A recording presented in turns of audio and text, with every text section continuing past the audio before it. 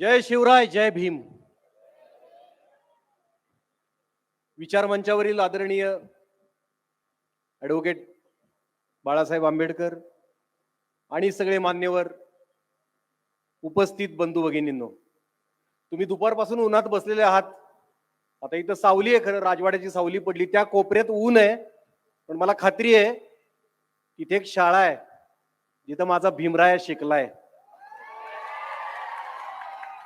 त्या शाळेची सावली तिथे पडणार आहे नक्कीच. कुणी उन्हात राहणार नाही या देशात. जेव्हा बाळासाहेब, जेव्हा मी पुसे सावळीची घटना ऐकली, मी नागपूरमध्ये शूटिंग करत होतो, माझा विश्वासच बसला नाही. म्हटलं नाही नाही नाही, हे खोटं असणार, हे अफवा असणार, असं घडूच शकत नाही. माझ्या साताऱ्यात असं घडूच शकत नाही. मी पुसे सावळी जवळ खटाव तालुक्यात मायणीमध्ये लहानाचा मोठा झालोय, मला माहिती आहे. आमचा सातारा जिल्हा एवढा लेचापेचा नाही की कुणी धर्मद्वेष पसरावा आणि आम्ही त्याला भुलावं. हे घडणंच शक्य नाही. पण दुर्दैवानं ती बातमी खरी ठरली.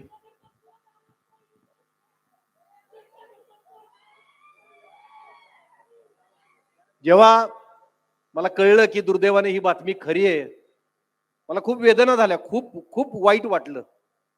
म्हटलं माझा सातारा असा नव्हता, माझा सातारा असा नाही. बड़ी रौनक थी इस घर में, ये घर ऐसा नहीं था. बड़ी रौनक थी इस घर में, ये घर ऐसा नहीं था.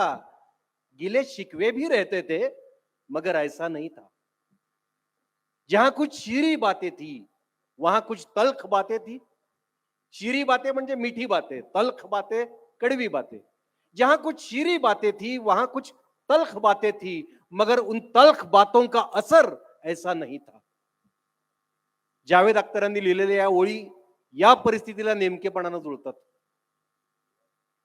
खरंच माझा सातारा असा नव्हता.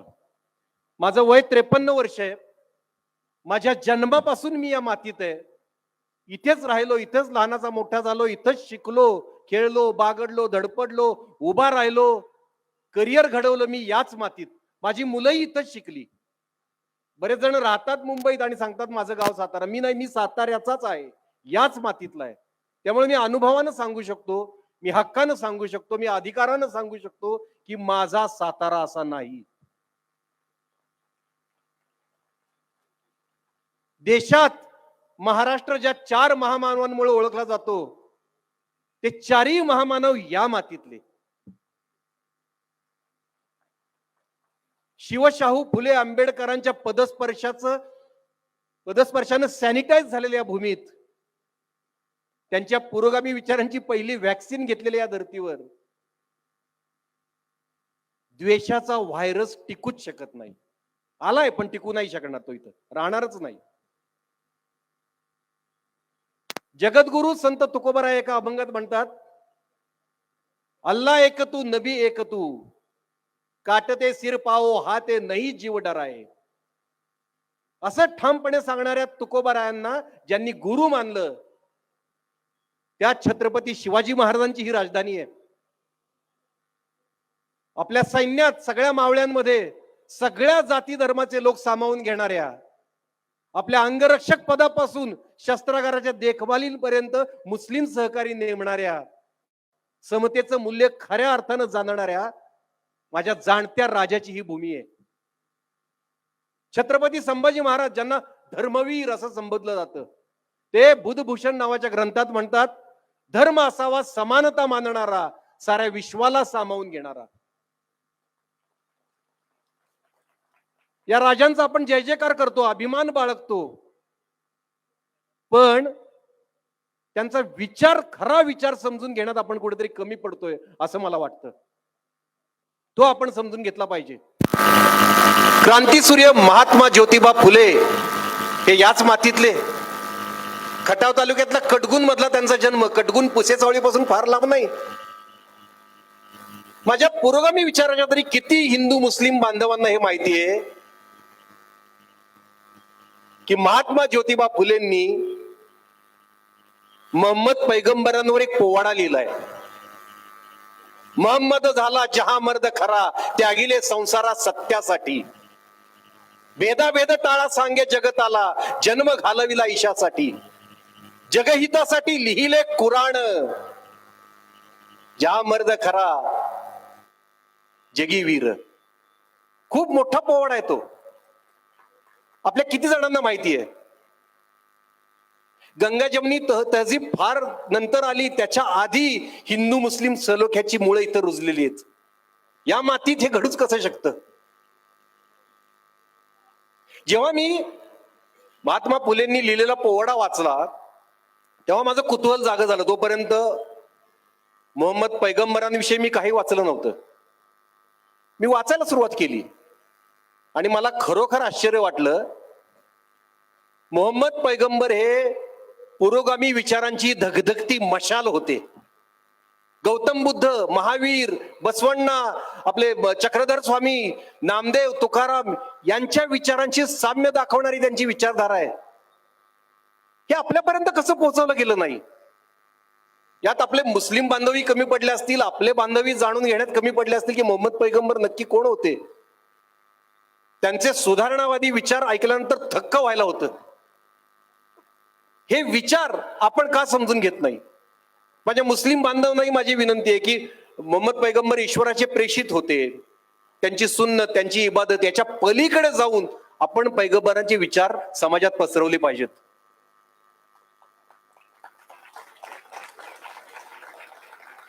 त्यांच्या सुधारणावादी विचारांची मशाल घेऊन पुढच्या काळात कितीतरी सुफी संत प्रकाशमान झाले, प्रभावित झाले. नंतरच्या काळात त्याची नाळ वारकरी संप्रदायाशी जोडली गेली.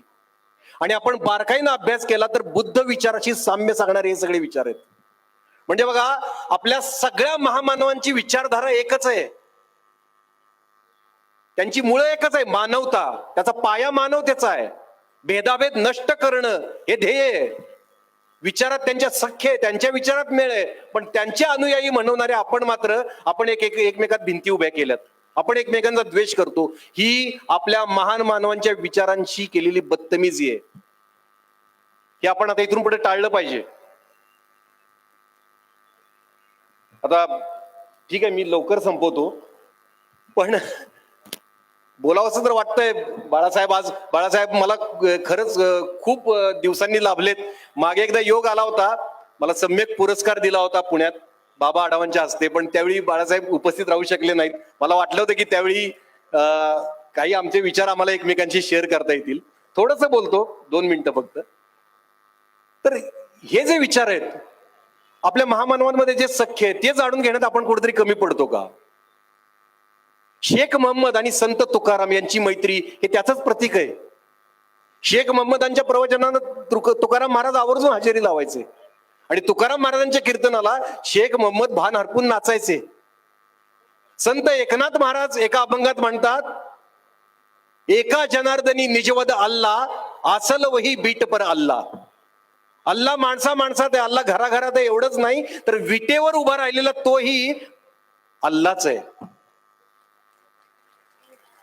हे एकनाथ महाराजांनी सांगितलंय. हे आपले कुठले कीर्तनकार समाजाला सांगतात? हे सांगितलं पाहिजे. आपण यांचे विचार पसरवण्यात कमी पडतोय.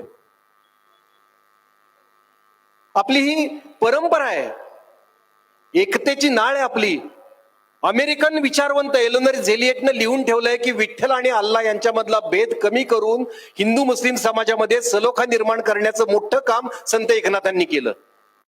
आता माझ्या अमेरिकन भगिनीला जे कळतं ते आपल्याला का कळू नये? हे तर सगळं मराठीत आहे. इकरा बिस्मी रब्बिकल लझी खलक, हा पवित्र कुराण मधला संदेश खऱ्या अर्थाने तो रुजवला कोणी माहितीये? राजर्षी शाहू महाराजांनी.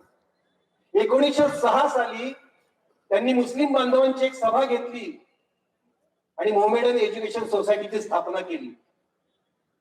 मुस्लिम बोर्डिंग साठी त्यांनी 25,000 स्क्वेअर फूट जागा दिली. त्याच्यावर इमारत बांधण्यासाठी 5,500 रुपयाची देणगी दिली. ते स्वतः मुस्लिम बोर्डिंगचे अध्यक्ष झाले. संस्थानाच्या मालकीचे जे जंगल होतं त्याची लाकडं, सागवानाची लाकडं त्या इमारतीसाठी दिली मोफत. आणि इमारत पूर्ण झाल्यानंतर दरवर्षी 250 रुपयाचं अनुदान दिलं. आपल्या बाळासाहेब, तुम्ही आता थांबला होता कमान यावताजवळच्या शाही मशिदीत. ती शाही मशीद कोणी बांधली माहितीये? छत्रपती शिवाजी महाराजांचे नातू छत्रपती शाहू महाराज. आपली शाही मस्जिद हे हिंदू मुस्लिम एकतेचं प्रतीक आहे. आणि या सगळ्यावर कळस चढवला भारतरत्न डॉक्टर बाबासाहेब आंबेडकरांनी. त्यांनी संविधान लिहिलं आणि या सगळ्या महामानवांना जे अपेक्षित होतं स्वातंत्र्य, समता, बंधुतेचं राज्य आणलं. पण आज हीच मूल्य पायदळी तुडवली जातात. याच मूल्यांची पायमल्ली होतीये. संविधान आपलं तेवढंच रक्षण करेल जर आपण संविधानाचं रक्षण केलं तर. संविधानाच्या रक्षणाची जबाबदारी आपली आहे, प्रत्येकाची आहे. प्रत्येक भारतीय आंबेडकरवादी आहे, कारण तो संविधान मानतो. त्यामुळे आपल्या सगळ्यांची जबाबदारी आपण बारकाईने लक्ष ठेवलं पाहिजे. साताऱ्यासारख्या ठिकाणी अशी घटना का घडते, याच्या मागे काय प्लॅन असेल? पण दंगल आपोआप घडत नाही का? दंगल घडवून आणली जाते, कोणाच्या तरी फायद्यासाठी ती घडवून आणली जाते. मला सांगा, आपण सगळे मध्यमवर्गीय आपण घरात बसलोय गप्पा मारत, आई वडिलांची मुलांची गप्पा मारत बसलोय. कुणीतरी येऊन सांगितलं चला चला चला दंगल करायची, चला हिंदूंना मारायला, चला मुसलमानांना मारायला, आपण जाऊ का? असं कोणी राची दंगल आपोआप घडत नाही. ती ठरवलेली असते. काही मुलांची माथी भडकवली जातात, त्यातली 4-5 भडकाऊ मुलं असतात, त्यात काही भाडोत्री गुंड मिक्स करतात आणि ती दंगल घडवून आणली जाते. त्याच्या मागे खूप मोठा, खूप दिवसांचा प्लॅन असतो. अचानक नाही घडत ते, हे आपण समजून घेतलं पाहिजे. आपण कोणी दंगल करत नाही. आपल्याला कोणी घरात सांगितलं की दंगल सुरू तर आपण पहिलं दारे खिडक्या बंद करू. आपण नाही त्यात पडत. त्यामुळे कोणीतरी घडवून आणली हे कायम लक्षात ठेवलं पाहिजे आपण. आणि म्हणून आपण जातीत लक्ष ठेवलं पाहिजे, विशेषतः ज्यांच्या घरात तरुण मुलं आहेत त्यांनी लक्ष ठेवलं पाहिजे की तरुण मुलांना कोणी भडकवत तर नाही ना. आपला खरा इतिहास त्यांना आपण सांगितलं पाहिजे. आपल्या महामानवांचे खरे विचार त्यांच्यापर्यंत पोहोचवले पाहिजे. त्यांना सांगितलं पाहिजे की तुम्हाला जे कोणी सांगताय ते खोटा इतिहास आहे, तुमची माती भडकवण्यासाठी. तसं काही घडलेलं नाहीये. मुलांच्या आता घटना घडली की लगेच इन्स्टॉल करू नका, ते फेसबुक काढून टाका, असं करून नाही चालणार. पोरं आहेत ती, त्यांना सोशल मीडिया वापरू द्या. त्यांच्या मनात हे विचार येऊ नये यासाठी तुम्ही काय कराल हे महत्वाचं आहे. मी जास्त बोलणार नाही, पण ही साताऱ्याची भूमी आहे, इथं पुन्हा असं झालं नाही पाहिजे. आपल्या तरुण मुलांना, तरुण मुलींना सावध करा. त्यांना सांगा, कारण आम्ही लहान असताना ना पूर्वी आम्ही बाहेर जाऊ नये, हरवू नये, भरकटू नये म्हणून आई वडील सांगायचे किंवा मोठी माणसं सांगायची की बाहेर जाऊ नको, घरी बाबा आलाय. घरी बाबा म्हणजे मुलांना पळवून नेणारा बागुलबुवा. असे अनेक घरी बाबा आज गावोगावी फिरतायत, तरुण मुलांना खोटा इतिहास सांगून भडकवतायत. त्याच्यावर लक्ष ठेवा आणि मुलांना या सापळ्यापासून वाचवा. घातकी सापळा आहे हा, खूप घातकी सापळा आहे. त्यातून फायदा तिसऱ्यांदाच आहे, आपला काही नाही. साताऱ्यानं कायम देशाला एक उदाहरण घालून दिले, देशापुढे आदर्श निर्माण केलेत. या महामानवांची नावं मी सांगितली. इथून पुढेही आपलं वागणं असं पाहिजे की देशाला उदाहरण राहील, देशापुढे आदर्श राहील साताऱ्याचा, सातारा जिल्ह्याचा. जय शिवराय, जय भीम.